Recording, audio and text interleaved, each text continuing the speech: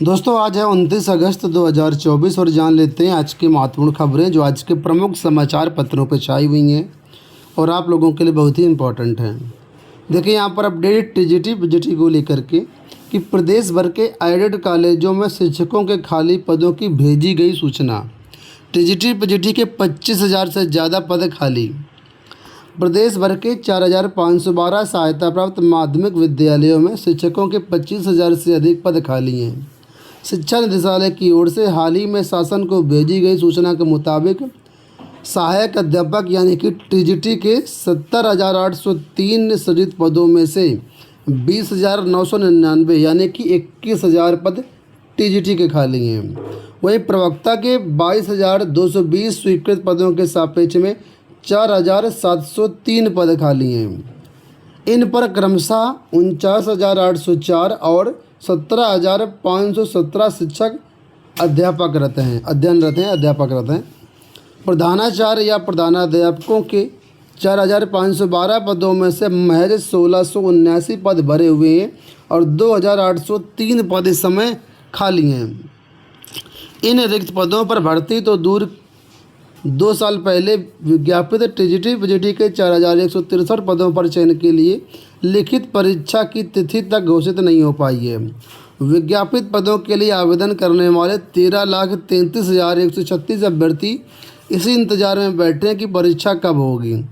इन स्कूलों में शिक्षक भर्ती की जिम्मेदारी नवगठित उत्तर प्रदेश शिक्षा सेवा चयन आयोग को दी गई है, लेकिन दुर्भाग्यपूर्ण है कि गठन के साल भर बाद भी आयोग को नियमित अध्यक्ष तक नहीं मिल पाया है। नया आयोग का अधिनियम 21 अगस्त 2023 को पारित किया गया था। सरकार के इस फैसले से अभ्यर्थियों को जल्द नियुक्ति की उम्मीद थी, लेकिन बेरोजगारों का इंतजार बढ़ता जा रहा है। तो यहाँ पर आप लोग देख पा रहे हैं, ऑफिशियल डाटा आपके सामने है कि 21,000 पद टीजीटी के खाली हैं और 4,703 पद प्रवक्ता के खाली हैं और 2,833 पद प्रधानाध्यापक के खाली हैं। तो इतने पद खाली होने के बावजूद इन पदों पर भर्तियां नहीं हो पा रही हैं। 2 साल पहले के विज्ञापन जो जारी हुए थे अब तक वो कंप्लीट नहीं हो पाए हैं और अभी साल भर उम्मीद भी नहीं है। आपको बता दें कि टीजीटी पीजीटी भर्ती 2022 में जिसमें 4,163 पदों का विज्ञापन जारी किया गया था, उसमें जो प्रतियोगी छात्र ये मांग कर रहे हैं कि नए पदों को भी जोड़ दिया जाए।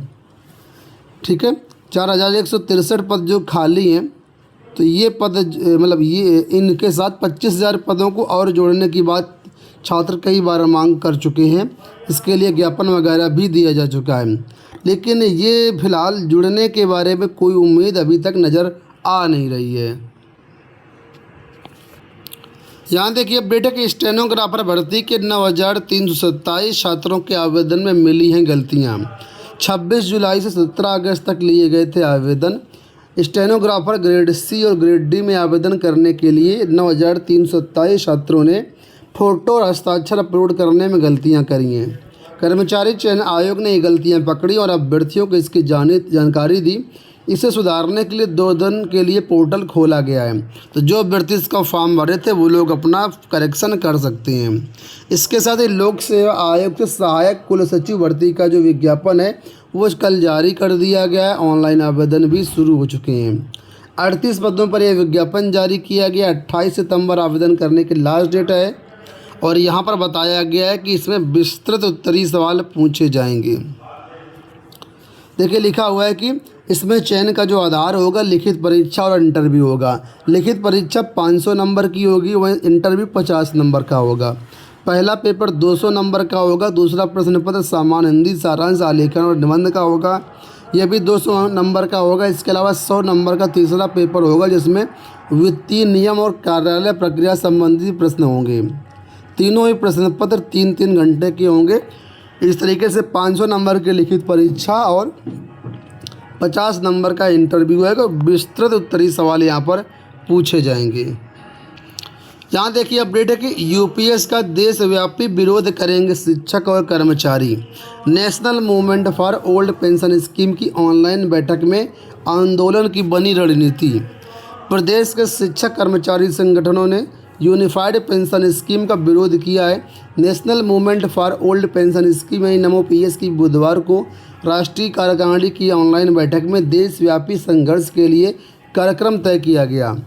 नमो पीएस के राष्ट्रीय अध्यक्ष विजय कुमार बंधु ने कहा कि एनपीएस की तरह यूपीएस भी कर्मचारियों के साथ छलावा है, इससे कर्मचारियों में गुस्सा है। बैठक में सभी ने कहा कि हमें हूबहू ओपीएस चाहिए, ना उससे कम ना उससे ज़्यादा। हमारी संघर्ष पुरानी पेंशन की बहाली तक जारी रहेगा। इसके लिए 29 अगस्त यानी कि आज no NPS no UPS only OPS का अभियान चलाया जाएगा। इस क्रम में 2 से 6 सितंबर तक देश भर में शिक्षक कर्मचारी काली पट्टी बांध करके वह कार्यालय का काम करेंगे काली पट्टी बांध करके। और 15 सितंबर को राष्ट्रीय कार्यकारिणी की बैठक होगी। और इसके अलावा 26 सितंबर को शिक्षक कर्मचारी सभी जिला मुख्यालयों पर एनपीएस यूपीएस के खिलाफ प्रदर्शन करेंगे। इसके बाद भी सरकार पुरानी पेंशन बहाली की मांग नहीं मानती है तो अक्टूबर में दिल्ली में राष्ट्रीय अधिवेशन और नवंबर दिसंबर में संसद का घेराव की रणनीति बनाई जाएगी। यूपी पुलिस कांस्टेबल भर्ती परीक्षा एक बार फिर से उसके लिए अभ्यर्थियों का आना जाना आज से शुरू हो रहा है। 3 दिन की परीक्षा हो चुकी है, 23, 24, 25 और अब ये परीक्षा 2 दिन और होगी, 30 और 31 अगस्त को। इसके लिए रोडवेज की बसों में आज से ही किराया इनके लिए फ्री कर दिया गया है। आज से अभ्यर्थी अपने सेंटर जा सकते हैं। कल और परसों ये परीक्षा होगी, तो उसी के बारे में यहाँ पर जानकारी दी गई है। यूपीपीएससी भर्ती परीक्षा को लेकर के अपडेट है कि हर परीक्षा के प्रश्न पत्र 2 अलग अलग प्रेस में छपवाए जाएंगे। लोक सेवा आयोग हर प्रतियोगी परीक्षा के लिए प्रश्न पत्र 2 अलग अलग प्रेस में छपवाएगा। प्रत्येक परीक्षा के लिए प्रश्न पत्रों के 4 सेट तैयार होंगे। एक प्रिंटिंग प्रेस में 2 सेट से अधिक प्रश्न पत्र नहीं छपवाए जाएंगे। इसके लिए यूपीपीएससी अपने नियमों में बदलाव करने जा रही है।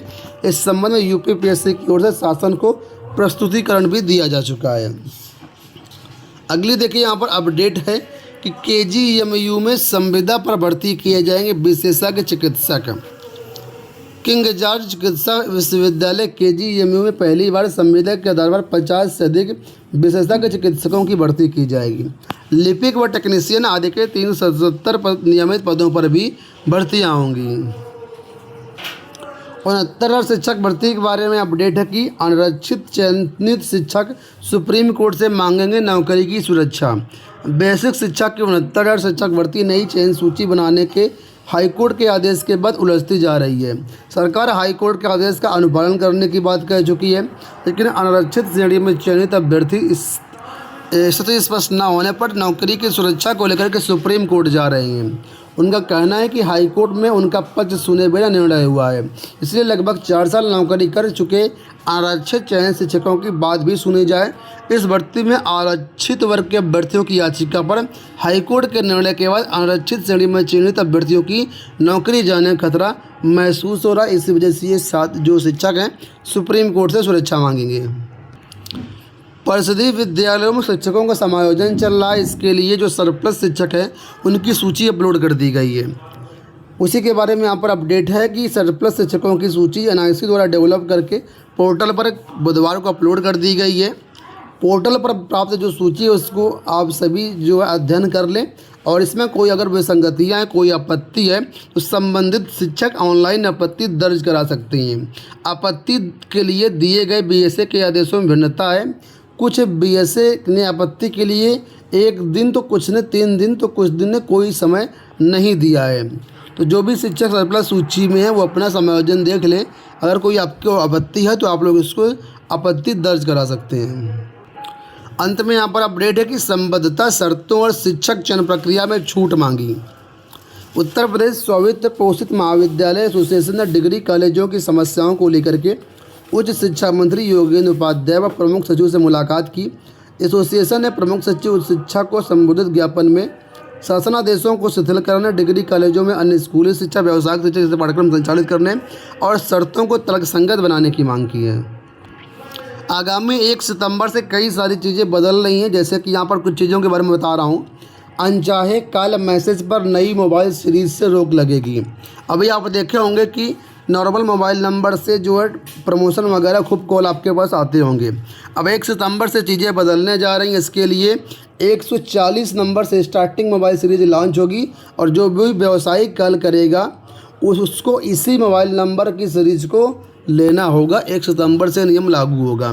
इसके अलावा दोपहिया पर पीछे बैठने वालों पर हेलमेट ज़रूरी कर दिया जाएगा। 1 सितंबर से अनिवार्य है कि दोपहिया में जो भी पीछे बैठेगा वो भी हेलमेट लगाएगा और अगर कोई नियम तोड़ता है तो 1035 रुपये का चालान उसका काटा जाएगा। इसके अलावा गूगल भी कुछ सख्ती करने जा रहा है third party app play store के लिए वो जो भी है। इसके अलावा क्रेडिट कार्ड के नियमों में भी बदलाव होने जा रहे हैं। ये बदलाव HDFC बैंक क्रेडिट कार्ड और IDFC फर्स्ट बैंक के जो क्रेडिट कार्ड है उसमें ये बदलाव होंगे। दोस्तों ये हो गई आज की सारी सूचना। इस वीडियो में इतना ही। धन्यवाद।